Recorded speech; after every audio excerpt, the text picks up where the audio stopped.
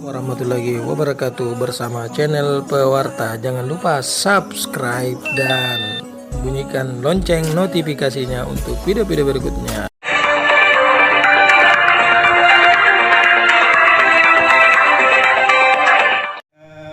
Pada pagi hari ini adalah kosmetik 20.000 pieces, kemudian obat dan seterusnya sampai tradisional. Dimusnahkan pertama tidak memenuhi persyaratan, ada yang ilegal, ada yang palsu, ada yang sudah kadaluarsa seperti itu. Ada juga yang berdasarkan hasil proses hukum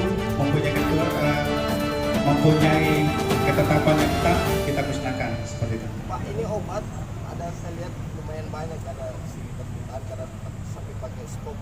Ya. Ini dia palsu atau bagaimana Pak, dan dijual bebas atau seperti apa?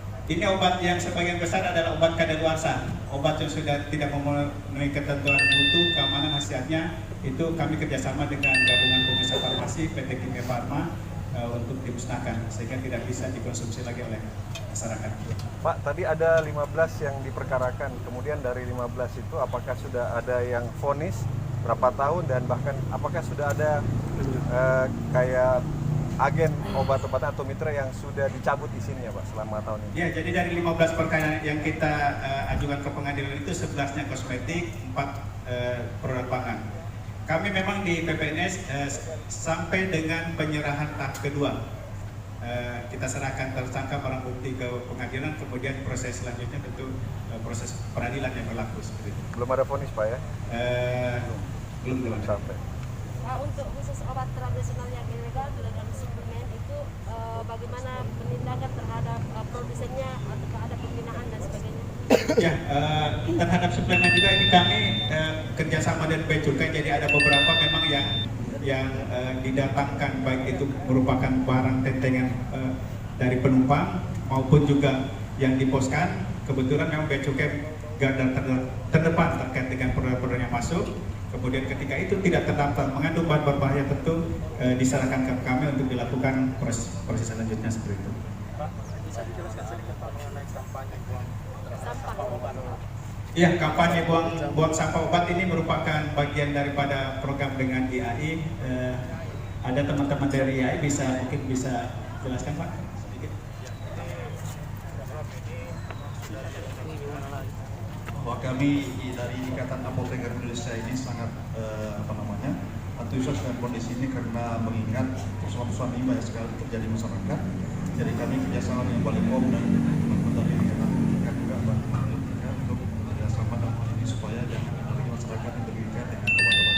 Saya kira itu. Jadi sampah obatnya apa dibuang kemana Pak? Diserahkan ke yang tadi sudah dikumpulkan semua.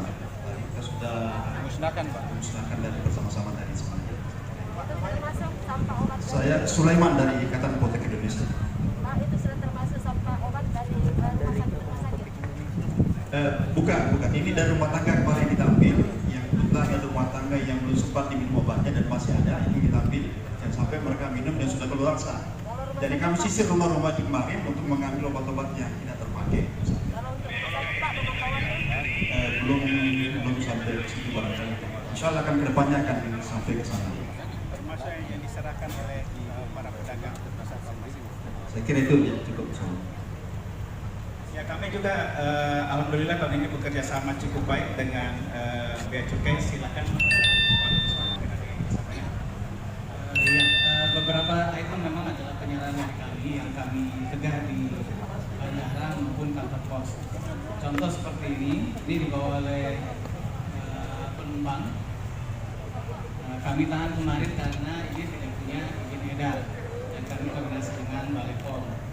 Itu pula ada beberapa obat yang dikirim ke pos yang mengandung sibutramid, itu juga kami serahkan ke POM. Tindak lanjutnya dilakukan oleh POM, apakah penyidikan atau penelitian lebih lanjut saja. Termasuk yang suplemen ini juga tegangan dari Bea Cukai karena mengandung salah satu sibutramid Pak ya, zat yang sudah dilarang untuk di Indonesia. Ini untuk diet ini. Kebanyakan barang yang disita dari mana Pak? Yang mana yang kami kami tegas sebagian besar dari yang kayak kosmetik. Kosmetik ini barang bawaan penumpang. Dari mana Pak? Kemarin dibawa oleh ada yang dibawa, ada yang ditinggal, tapi dari pesawat umroh dari Arab, jemaah umroh. Begitu pula makanan ini kemarin ada jumlahnya agak banyak, ada 1.000-an lebih. Itu yang kami kedatangan tidak punya izin. Silakan. Ya, kami juga bekerja sama dengan Polda Sulawesi Selatan, tentunya terkait dengan proses penyidikan, pendampingan, kemudian juga kerjasama pengujian laboratorium. Silakan Pak. Jika yang Terima kasih, kami dari Polda Sulsel. Jadi untuk penindakan obat dan makanan memang di Polda Sulsel ada 2 bidang, ada kriminal khusus dan kriminal umum, ada Direktorat Narkoba.